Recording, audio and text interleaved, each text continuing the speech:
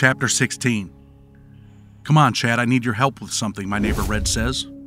What do you need my help with, I ask. Just come on, I'll show you. I walk into Red's cell. It's extremely hot. Wires are dangling off the wall. There's a mop bucket on the floor with a plastic bag inside it. Another mop bucket has a bag filled with homemade wine. Red has had this concoction brewing for 3 or 4 days. Everyone has a hustle. Red is turning wine into moonshine.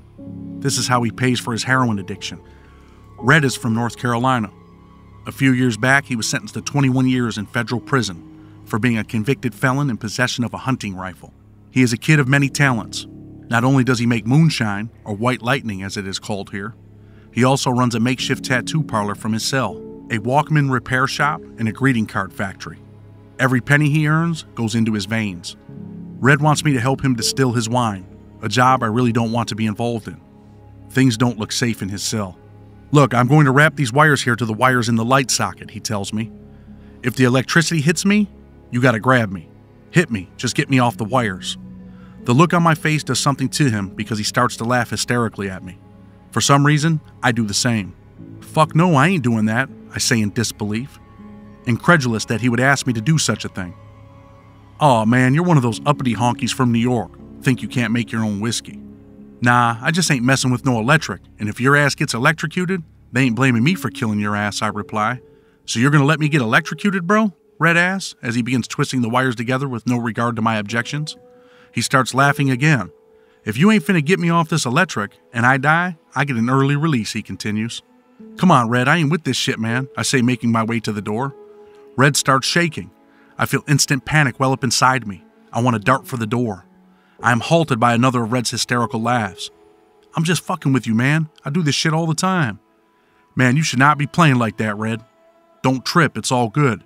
Just wanted to see if you were willing to try and save my life. I see you're not, he says with a giggle.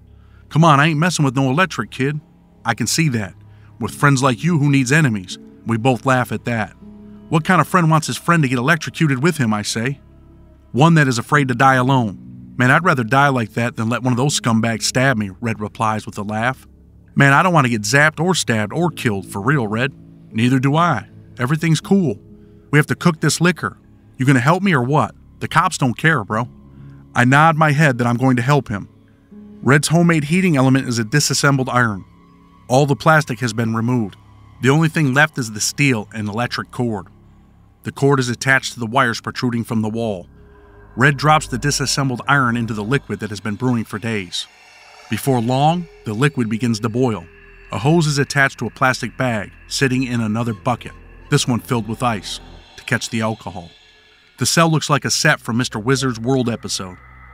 The alcohol boils off at a lower temperature than the water content, allowing the condensation to filter through the hose and into the bag, Red explains. I listen intently.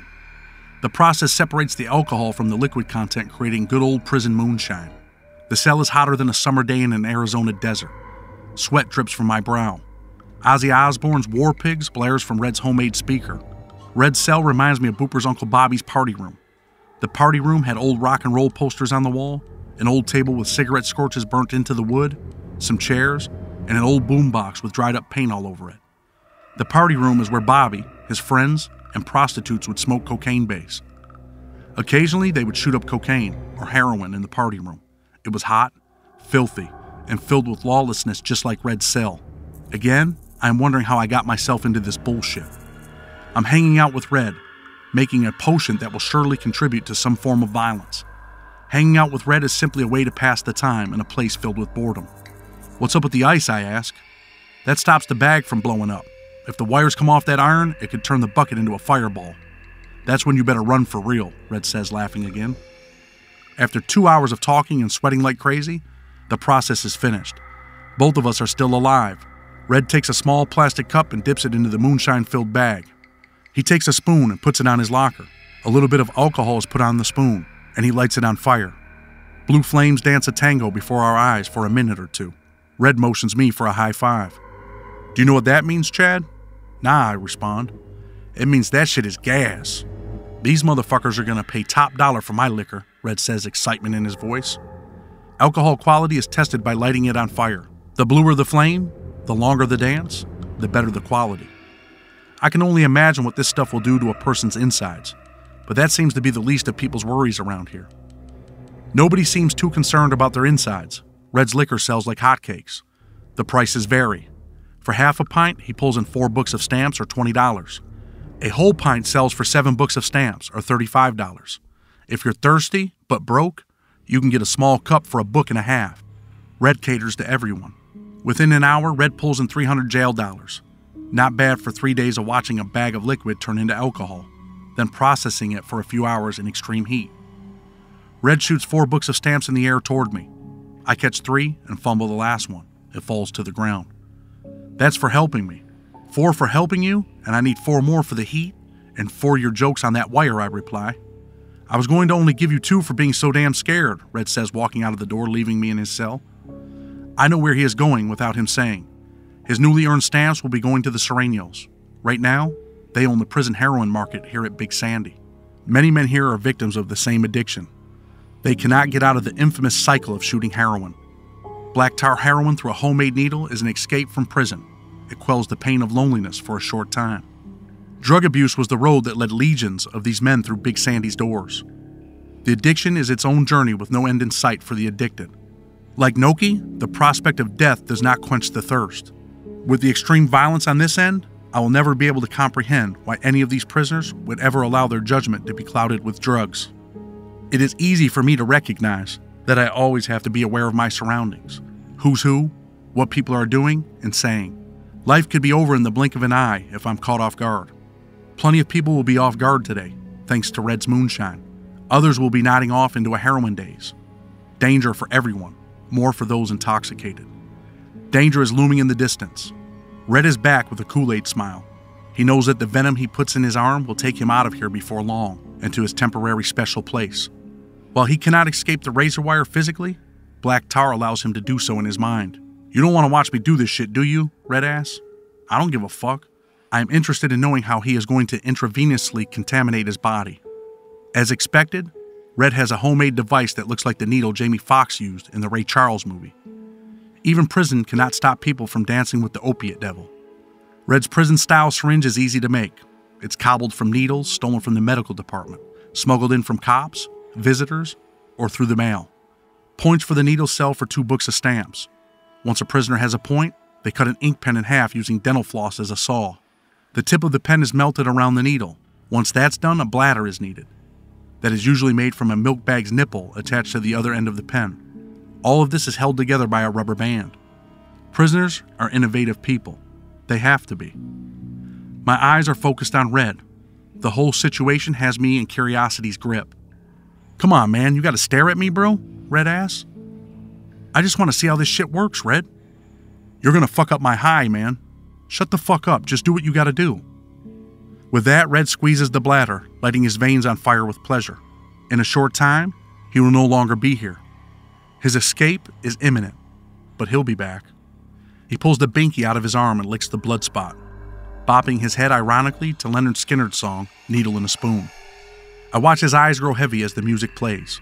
His lips curl up into a tired smile. His head nods downwards. After a few seconds, he tries to lift his head. His eyes too. But the scenario repeats itself over and over. Red has no control over himself. The poison dances in his veins. I have seen this dance before. Again, something about this dark place takes me to a sad place from my past. Looking at Red, I see 1993. My father. I have to find him. No one else knows where he is, but I do. When he cannot be found, I know he's in the party room. I rush out to find him. He is here. I find him, although I secretly hoped he would not be here, but he is sitting in a chair. Dad, what the fuck are you doing? You're already high, you scumbag? Your son's funeral is an hour away. No one can find you, I say through clenched teeth. Come on, Chad, help me. Your son just killed himself, and this is what you're doing, bitch? Huh, bitch? I yell in anger. The pain of my brother's suicide, combined with my anger at my dad's irrational decisions to be a dad and not a father, caused me to draw my hand back as I shriek, "Fuck you, punk." And I do it. I slap him across his face. Never would I ever have thought I would have the courage to slap the man who brought me into this world. Today, though, is the first day that I accept he is nothing more to me than a dope junkie. For all he has put my mother through, the disrespect, the beatings. I think about beating him to death in this party room. I'm 14. Instead, I spit on him as I leave. Behind me, I hear him say in a low voice, "Fuck you back, motherfucker." He laughs. I no longer have any feelings for him. Nothing can fix his absence from my brother's funeral or my life. I run home wearing tears of anger, determined to tell my family I could not find my dad. I shake my head as I come out of my daydream. Red getting high took me out of Big Sandy too. I escaped to another dark place. Left this one for that one. My eyes focus again. One single teardrop slowly rides down my cheek. I wipe it away swiftly. I focus on Red. Standing up, I say, "You know what, Red? You're a fucking loser. I'm out of here, kid." Walking out of the door of this sauna, I turn back at Red's voice. "Chad." "What's up, loser?" I respond. "Fuck you back, motherfucker," he says in a slow voice. Then he is laughing uncontrollably. Chapter 17. Rumors are floating. Something bad is going to happen. Sometimes before a car hits someone, other shot callers get the information. In these situations, they instruct the men in their car to get their affairs in order. Take showers, cancel visits, make sure they have food for the impending lockdown. The word is that the Aryan Brotherhood of Texas is going to hit a guy from Texas that is supposedly a snitch. Dinky has chosen the two missiles. One is an Aryan Brotherhood soldier, Billy Bob. The other is a man named Dwayne from Pennsylvania. Dwayne is not a gang member. When he came to Big Sandy, rumors that he might have checked in at another prison came with him. This is something he vehemently denies. Dwayne linked up with Dinky and his crew somehow. He was given an ultimatum: join Billy Bob on this mission and clean his name, or face the wrath of the men he chose to bond with. He has chosen to unleash unprovoked violence on another man to save his own skin. Cleaning up one's name is something that bewilders me. If a man walks through the doors of Big Sandy after violating the prison rules at another penitentiary, but can clean up his name and in doing so prevent an assault against himself, this contradicts everything I have been told since I've been here. In reality, Dwayne is nothing more than a sacrificial lamb that Dinky can cast into oceans of danger to save one of his own gang brothers from the trouble that may come with the planned assault. Both men have their orders. Armed with prison shanks, shortly after breakfast, they head to C1 housing unit. Unbeknownst to the intended victim, the two perpetrators of the intended assault slip into C1.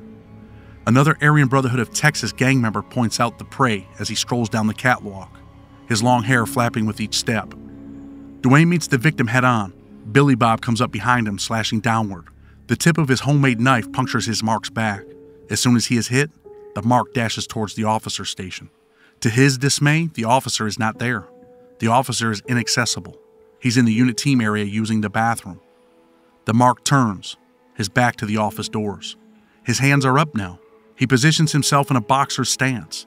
Billy Bob swings the knife at his target. Red blossoms on the man's white t-shirt. A circle of blood forms on his shoulder, illustrating where he was hit. The target begins to swing wildly. He screams for help. Dwayne swings an empty fist and connects with his prey's head. The man runs. Both Dwayne and Billy Bob give chase. Up the stairs to the second floor, back down, back up. The officer has arrived, alerted by the screams. He too seems to panic.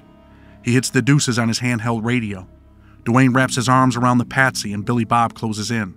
He begins to butcher the victim, stabbing him repeatedly. The screams echo throughout the housing unit. Some prisoners head to their cells. Others look on as if this is just another day at the office. Staff has finally arrived to help the fallen.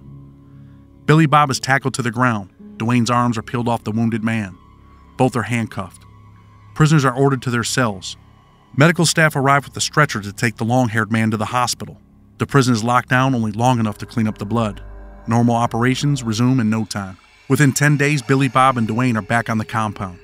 The sanctions for the beastly assault are a mere 10 days in the shoe, a 90-day loss of commissary, and the customary 27 days loss of good conduct time. Not a big deal in this place. Sanctions like this are no more than a joke. There is no deterrent effect for those who entertain the thought of stabbing someone. The consequences for such actions are nil. A common saying behind these gray walls is you have a license to carry a knife or stab someone, as long as you don't kill them. Most people are never charged with a new crime unless they kill someone or assault a staff member. We are the outcasts whose lives mean nothing to society. In prison lingo, it's all legal around here. Nothing is done to quell the problems here that rack me with fear and anxiety. For Dwayne, Dinky's word was as good as the person he gave it to. No good. There is a plan in place to hit Dwayne now. I was wrong. They're not going to let him clear his name. The same rumors that I heard about Dwayne must have reached his ears as well. He detoured to the lieutenant's office on his way to lunch. He asked for protection. Had he stayed, there were men drooling to please Dinky by assaulting him. The PC move stays with you no matter where you go. Once a prisoner checks in, he is doomed. Cleaning one's name is a myth. With Dwayne gone, Dinky and his crew of misfits locked their eyes on a man in his 50s named Fleetwood. He was an original member of the Texas Aryan Brotherhood gang. The Texas Aryan Brotherhood began as a state prison gang in Texas. This is the way Dinky was introduced to the gang. Many of those gang members later ended up in the federal system where they branched off and formed a new gang, which they named Aryan Brotherhood of Texas. Fleetwood thought he was in a pool of comrades. Instead, he was in a puddle filled with sharks. Little does he know, in just a few short hours, he will become shark bait. This time, Dinky dispatches 3 Aryan Brotherhood of Texas members to draw blood. In the early morning hours, the recreation yard becomes a gladiator pit once again. Staff are oblivious to the 3 young men in their 20s, beating a man who could be their father. Fleetwood is beaten with padlocks attached to belts. He is sitting in the grass, shoes off, his toes curled up towards the bright sun. A slight breeze caresses the blue grass. The first padlock blow comes from the side. It splits Fleetwood's cheek open, blood like a rushing stream. Somehow he gets to his knees, but that lasts for no more than 2 seconds. The other 2 young men swing their weapons. Fleetwood topples over, face first into the dirt. Now comes the hard black boots to Fleetwood's face, ribs, and back. I witness this assault from a distance, anger welling up inside me. For a moment, I feel my own desire for violence tease me from within. I forget that the old man is a gang member momentarily. I long for an opportunity to destroy these 3 filth-filled men. I envision a baseball bat in my hands, swinging it like Mark McGuire. Rather than connecting with a fast pitch, it's their heads. How anyone can beat up an old man the way they are leaves me both irate and perplexed. But this is prison. They are gang members. This is not my business, so I must suppress my anger along with my craving to intervene. The assaulters finally tire. They leave Fleetwood laying in the grass, a bloody mess. When the move is called, the aggressors leave the yard, making their way back to their housing units. Fleetwood is still laying in the grass like a dead deer when they close the recreation yard. One officer is tasked with doing a check of the yard to make sure all prisoners are back inside. The officer sees Fleetwood laying on the grass. He calls out, "Hey you, recall, time to go inside." No response. "It's time to go," I said, the officer calls out again. He is close enough now to see the blood on Fleetwood's face. "Oh, what the fuck?" he yells out. He's rubbing his forehead as he raises the radio to his mouth with his other hand, wondering how he missed the assault. He mouths something into the radio. Staff come running out of the doors from all directions. They just stare at Fleetwood when they reach him. They don't know if he is alive or dead. No one checks for a pulse. Medical staff arrive. They move Fleetwood to the all-familiar stretcher. Somehow, he moans in pain. His face continues to swell from the trauma. I look on in anger, desperate to be released from this land of horrors. "Lock these motherfuckers down," the captain says. "I'm tired of this bullshit every day. Who the fuck is in that tower?" the captain yells. The rest of us are finally ordered off the yard. When the door to the cell locks behind me, it does not bother me. I feel relieved, knowing that we are going to be locked down. Finally, a break from the violence. With the doors locked, I can rest knowing I am safe, at least for a few days. Chapter 18. We got the 2200, Booper. See if Bouncy will sell us a 62, I say to Booper. Man, he wants 2400. Just tell him we got the 2200. We've been doing business with him, kid. Man, I ain't doing it. That's the shit I'm talking about, Booper. Your fat ass don't want to do nothing. I'll do it, I say, walking out the door. My breath dances in the cold air as my feet crunch on the hard snow beneath me. The streets are deserted in the frosty night. Street lights have long been shot out. The city has failed to fix them. This is the land of the undesirables, crackheads, prostitutes, heroin junkies, alcoholics, hustlers, pimps, and nobodies. Who the fuck wants to fix these people's lights? No one. They call this neighborhood Ghost Town after all. If they fix the lights, they might have to change the name. "Hey baby, you trying to do something?" A prostitute appears from nowhere and calls out to me. "Nah, I'm good." "Chad, is that you?" the voice asks. I look to the side of the house where the voice came from. The voice belongs to Booper's mother. "Yeah, it's me. And you need to get your ass off these streets, Doreen," I say to her. "Shit, I'm trying to make some money," Doreen responds. I keep walking toward Bouncy's house, my hand in my pocket, making sure my money is safe. If I were to lose that, my drug dealing days would be through. Getting a gun is my first priority. The steps creak under my weight as I make my way to the door. My knuckles rap on the hard wood. I stand there. No answer. I rap on the door again, louder this time. This time a voice hollers out. "Who the fuck is it?" "It's C," I respond. "Who?" "C, man, Booper's homeboy." The door opens a crack. Bouncy looks into my face. "Where is Booper?" "His fat ass ain't want to get off the couch, so I came." "Come in," he says, opening the door for me. It's dark, but I see a shotgun by the door and a pistol in Bouncy's hand. I follow him to the kitchen. The door to the oven is open. Flames dance on the stove. The smell of grease flirts with my senses as the warmth hits my hands. "What you need?" "Man, I'm trying to get a deuce," I say excited. "Oh, you little young white motherfuckers done came up. Shopping for deuces now?" "A little something," I respond. "Man, I'm charging 24, but that shit is good. Fiends love it." "I got 22. "Can't do it for that. That's all we got." "That ain't all you got. Even young white motherfuckers trying to get over on the black man." I laugh at this. "Come on, man. This time let me win. Next time I'll pay the 24, I say, trying to compromise. "You see, C, you're a hustler. That fat motherfucker you call your partner, he's a fat, lazy piece of shit. I respect your hustle, so I'm gonna do it. Next time, it's 24. "When I come for the big 8, though, I need it for 4, I respond. "Big 8? You're moving fast. Take the deuce and do what you do." I count the money out. Bouncy hands me the deuce. Walking through the snow, I think to myself that this partnership thing with Booper might not work out much longer. Like an omen to confirm my thoughts, I see his mother again in the driveway. She's on her knees, someone's hands in her hair. The guy's back rests on an old rusty Buick. She found someone that was trying to do something. Now she can get high. I secure my 62 in my hand. I squeeze tight. 2 ounces, 6 grams of cocaine. At the age of 15, I have already become a product of my environment. Here I come, Big Sandy. Here I fucking come. Chapter 19. After the lockdown, the violence never ceases to exist. The thirst to unleash anger on others pulsates through the prison. Staff have allowed a former police chief from Louisiana to walk the compound. That's the talk on the line, at least.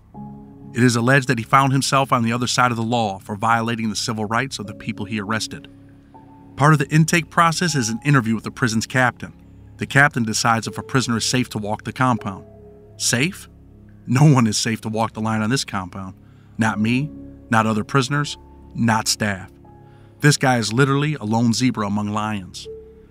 2 men from the Aryan Resistance Militia, ARM, volunteer to make the hit on the ex-cop. One of the men is Donnie. Ironically, Donnie is from Massachusetts. He's not in our car because he's an armed gang member. He has nearly 17 years in on a 25-year sentence. He emits anger, a roughness that cannot be faked. Like Red, Donnie also has a heroin habit that he fuels with proceeds from his moonshining business.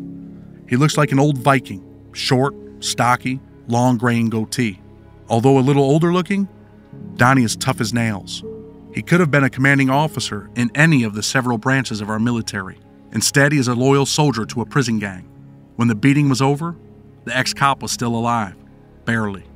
He had to be mercy flighted to a hospital after this flagitious whipping where he was kicked in the head numerous times with a hard plastic tip boot. Within 30 days, Donnie is out of the shoe, pats on the back for a job well done. The saga at Big Sandy swirls like an out-of-control tornado. Gazing out the window, my eyes look past the razor wire to the hills where trees dance slowly in the warm wind. Daydreaming of home, my family, my mother, the people I care for. Tease. No one can know how I really feel unless they've been in this prison. Trapped in a dangerous place, wishing I could take back some of the decisions I made. I wonder how many other men look out the windows craving a second chance at life, silently telling God that if he would only grant their request, they would never reoffend. Big Sandy has a way of making even hardened men appreciate life, liberty, and the pursuit of happiness. The old saying, crime doesn't pay, rings true. My most treasured fantasy is being on the other side, climbing the trees that sway in the wind. Running through the tinted blue grass to a hiding place is a fantasy imprinted on my subconscious, amplified by repetition. A knock at my cell door jolts me from my run in the grass. From the grass back to my cell. I lift my head and nod. Lefty walks in. "What are you looking at out there?" Lefty asks. He walks to the window to take a look himself. The trees, man. The trees, I sigh. Man, with your time, fuck the trees.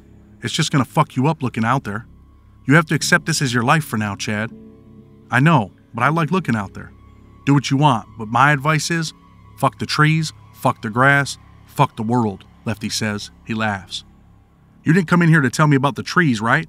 What's up? Oh shit. No, there are some new guys just come in. One is from Boston. I'm sure he's gonna be in your car, so you might want to come meet him. I follow Lefty, and we approach the new guy. Lefty begins the introduction. This is Chad, the guy I told you about from New York. The new guy extends his hand to shake mine. Frank, I'm from the Cape. How much time you got, I ask. 12 years for heroin and a gun. Frank is jittery. I can tell he is nervous. Like myself, he rode that long, lonely bus from Atlanta. He listened to the same Big Sandy stories I heard. Come on, man. We'll go to my cell to talk away from these dudes, I say. As soon as we are out of earshot of the other prisoners, Frank begins to pelt me with questions. The fear in his eyes is immediate. The anguish in his voice is noticeable. Look, man, I say to him, you're going to be all right. I know you're nervous. Man, why would they send me to a place like this? I'm only 24 years old with 12 years, kid. Frank's eyes start to water as he tells me this. Because the people in charge are scumbags. They don't care about shit. People are getting killed here, Frank says. It's not as bad as the stories you heard. I lie to Frank, hoping to calm him down. My intentions are simply to help ease Frank's fears until he can adjust to his new circumstances. If he can make it through the first few days, he will be okay. I know the same feeling he is experiencing. Dude, I don't want to die in here. These people running this place don't give a fuck about no one, kid. Frank says this with urgency in his voice. Look, you too nervous. Are you hot? It's freezing cold in here. I ain't hot. Nah, man. Hot. Like, did you snitch on someone in your case? They call that hot in here. Fuck no. I'm a petty-ass drug dealer that they sent to this slaughterhouse. Okay, I'm gonna give you some advice that I should not give you. If you're hot, you need to get the fuck out of here, because they will hurt you. If not, you're good here. I say this to Frank with firmness in my voice so he gets the point. Chad, look at me. I'm not hot, or whatever you call it, but I am scared. Here's a little secret for you. I was too, a few months ago when I first got here. I am still here, and I ain't been killed. You're gonna make it, just try to calm down. For some reason, I am determined to help Frank make it. I don't want him to take that long walk out of fear. That could ruin his career. He is nervous, fearful. Scared people sometimes take the walk to protective custody for no real reason other than their misplaced fear.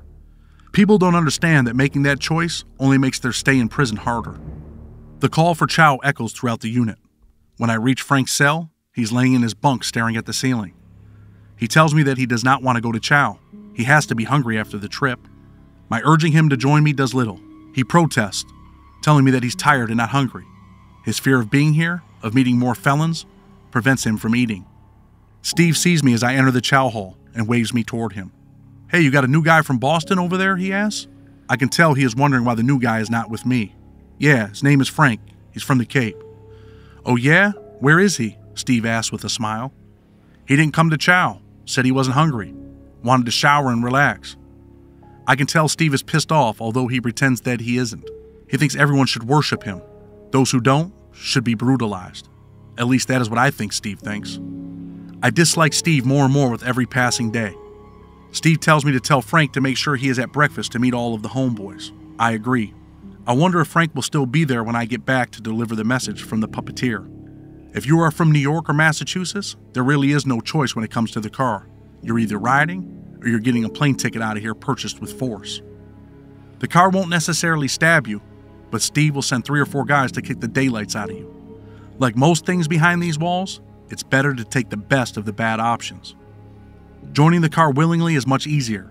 To Steve, refusing the car is rejecting your homeboys, your brothers. This is a major disrespect. If you have no loyalty to the people from your state, your brothers, then you do not belong here according to Steve, Adam, and Dennis. The job of telling Frank this reality has fallen into my lap. This assignment might not be necessary if Frank disappears before I get back. It's hard for me to fathom being loyal to a group of people that you do not know. I am sure Frank will feel the same. In a place like this, though, you have to align yourself with someone. No one wants to be alone in this dog-eat-dog world. Being alone in here is not the wisest choice. Since I've been here, no one has declined Steve's smiling offer to join the homeboys pack of loyalty. The only problem is, one day you are a brother, the next you could easily become a victim. Frank is still there when I peer through his cell window, still laying on his bunk and still staring at his ceiling. I knock, causing Frank to look up at me. I walk in. I don't wait for him to wave me in. "What's up?" I say. "Nothing, just relaxing," Frank replies. "Look, man, the homeboys were mad because you didn't show up to chow. They want to meet you." "Man, I just want to relax. I don't want to meet these people." I laugh at this statement, knowing this is not an option. I explain to Frank what a car is, how things work in here. When I tell him about Steve, he tells me he thinks Steve is an asshole and a control freak. Again, I look out for Frank, telling him to keep those thoughts to himself, because if Steve gets wind of talk like that, he will send some people to hurt him. Frank's eyes light up again. "See, this is the shit I was talking about, Chad. These dudes want to kill people for some bullshit. Well, it could happen, but you have to think before you say or do things around here. Protect yourself by making the right choices in here, Frank. This Steve guy? Man, who does he think he is? Whitey Bulger from Southie or some shit? Can I just do my own time, stay to myself?" "You want the truth?" I reply. "Yeah, actually I do, Chad." "Well, the truth is, you can't do your own thing. Trust me, you don't want to be alone in here, even if they let you, which they won't. They would have 4 or 5 guys kick the shit out of you. After that, you'll be in the hole for 4 or 5 months. Then you will be on another plane going to another USP, where there will be more Boston and New York guys waiting to tell you that you have no choice. Either you get in the car, or they kick the shit out of you. So, in the end, you can save yourself a whole lot of misery and ass whippings. So I got no choice is what you're telling me. Listen, Frank, this place is like living under a communist government. Steve is at the top of the pecking order. You cannot talk bad about Steve, Adam, Dennis, Ronnie, or the car. Your best bet is to go along with the get along. Stay out of the way, follow the rules, and pray to God your points go down so you can go to a medium security prison." Frank is getting the message. He nods his head, agreeing with my words. "Do you think I'm going to make it here, Chad?" "As long as you didn't tell on anyone, you will." "I got 12 years. I ain't supposed to be in a USP. I have no idea why they sent me here." My response is simple. There are a lot of dirty people out there, Frank.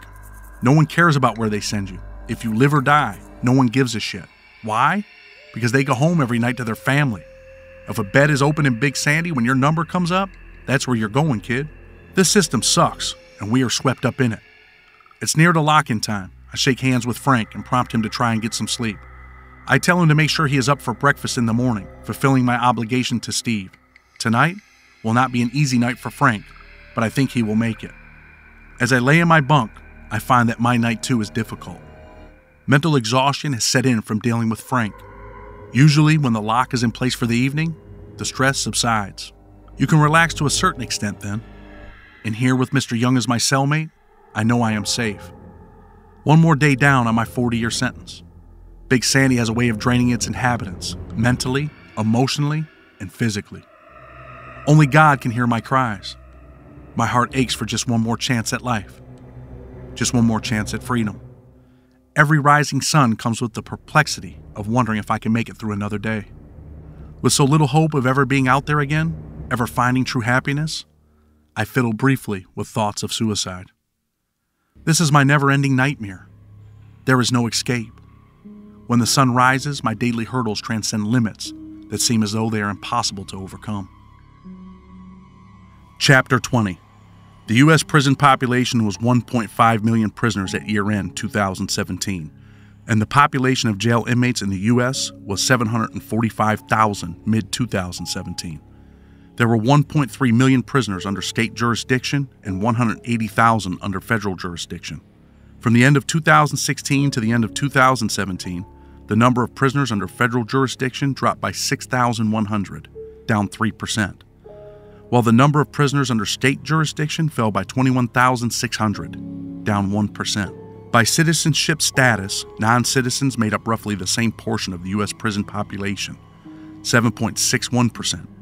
As of the total U.S. population, 7.0% per the U.S. Census Bureau. These numbers are based on prisoners held in the custody of publicly or privately operated state or federal prisons. The imprisonment rate for sentenced black males was more than twice the rate for sentenced Hispanic males and almost 6 times that for sentenced white males.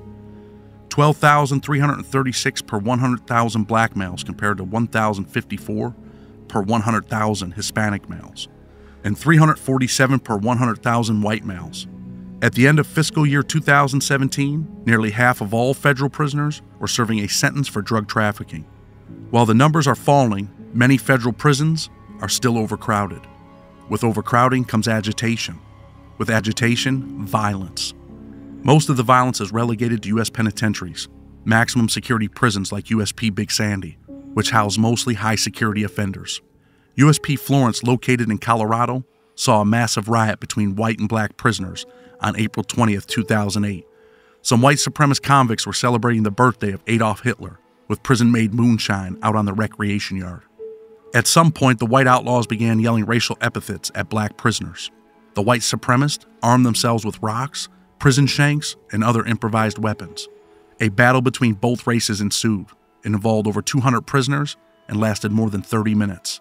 In an attempt to stop the riot, guards fired more than 200 M16 rounds, 300 pepper balls, 10 tear gas canisters, and sting grenades. When the dust settled, 2 prisoners, Philip Lee Hooker and Brian Scott Kubiak, lay dead from gunshot wounds. Over 30 prisoners and 1 staff member were also injured in the free-for-all. Maximum security federal prisons reeked with violence.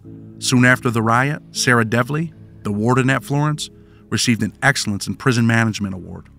One of the biggest problems I see being part of this federal prison system is that there is no accountability. No one cares if prisoners are killed or assaulted. August 10, 2008, shortly after the riot, another prisoner took a life at the Florence prison. The violence at Florence also extends to the visiting room. A prisoner took a homemade weapon to the visiting room with him. He cut his wife's neck, then turned his anger toward his mother-in-law. Both left the prison visiting room with superficial wounds while the warden enjoyed her award. 2008 seemed to be a rocking year for the Federal Bureau of Prisons. On June 28, 2008, prison guard Jose Rivera was stabbed at least 28 times with an 8-inch ice pick-like weapon. 2 prisoners already serving life sentences were charged with his murder. After a 3-month lockdown where prisoners were confined to their cells eating bologna sandwiches twice a day, they were finally let out of their cells. With all the pent-up anger, frustration, and hostility, it did not take long for more violence to erupt.